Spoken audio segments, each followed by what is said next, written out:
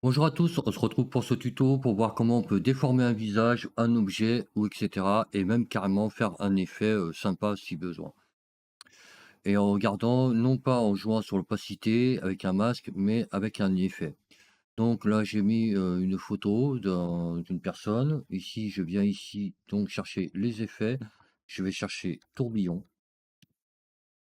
et je vais drag and drop. Je clique gauche, je reste appuyé, je le drop. Pareil pour les débutants, le projet, vous cliquez gauche, vous restez dessus appuyé, vous faites un drop sur la timeline.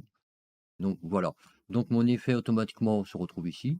Si jamais vous l'avez perdu, c'est pas grave, vous recliquez dessus et vous allez le retrouver sur option d'effet.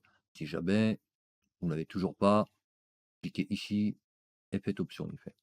Donc à ce moment-là, le masque donc que je vais appliquer sur lui, je vais l'appliquer directement dans l'effet tourbillon. Donc je vais appuyer sur l'outil plume. Je vais le faire en 4 points, par exemple, ou plus, hein, c'est chacun au choix. Donc je vais cliquer ici, je vais venir ici à peu près au milieu du visage et je vais rester appuyé et je vais tirer pour venir chercher un maximum du visage. Je vais faire pareil pour en bas, je vais faire ici par exemple. Ici, je vais le laisser comme ça parce que je trouve qu'il fait bien le contour. Ici, voilà, pareil, je tire jusqu'à avoir un maximum du visage. Voilà, je vais faire pareil ici, voilà, et je vais venir fermer ma boucle ici. Voilà. Ce qui veut dire que tout ce que je veux faire, ça va agir ici. Donc on peut faire un effet, très sympa. Bon déjà, avant tout, on va faire un contour progressif, léger. Moi, je vais mettre, voilà, pour, que ce soit plus progressif. Je vais pas trop mettre parce que je suis vraiment déjà un peu dans les bords. C'est bon, vous pouvez monter, hein, selon, où est-ce que vous êtes mis à l'intérieur. Après une fois ça, c'est le contour progressif, hein, que j'ai bougé. Après au niveau de l'angle, vous pouvez faire ce genre de choses, voilà. Mais carrément, vous pouvez carrément faire ce genre d'effet qui peut être très sympa.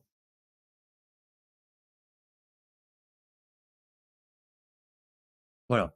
Donc maintenant, on va faire, j'ai annulé tout. Donc maintenant, vous faites, clic droit, supprimer les attributs, OK. Voilà, comme ça vous annule tous les effets. Maintenant, ce que je vais faire, c'est que je vais venir chercher, alors un effet qui s'appelle turbulence.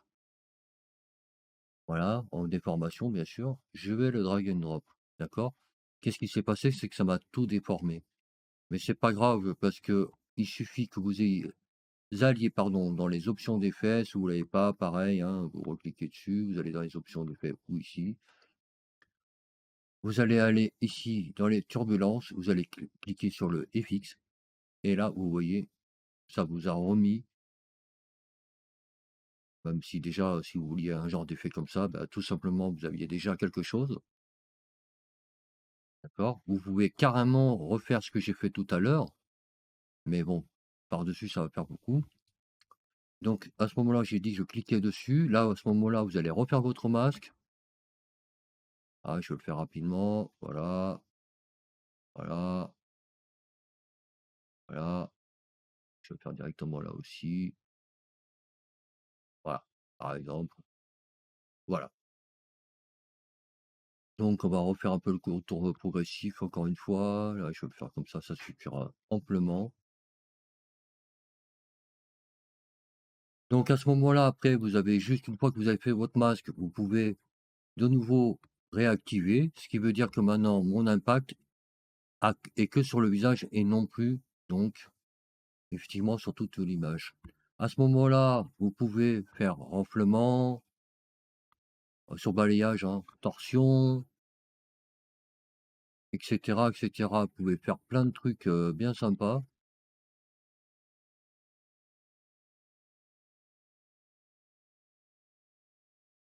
Voilà, après, bon, croisé, voilà. Mais le plus sympa, je pense que bon, celui-là était pas mal, mais celui-là, le renflement est plutôt sympa. Voilà. Vraiment, voilà, vous pouvez faire, comme vous le souhaitez, par exemple, des vignettes, donc des mignons, comme on les appelle.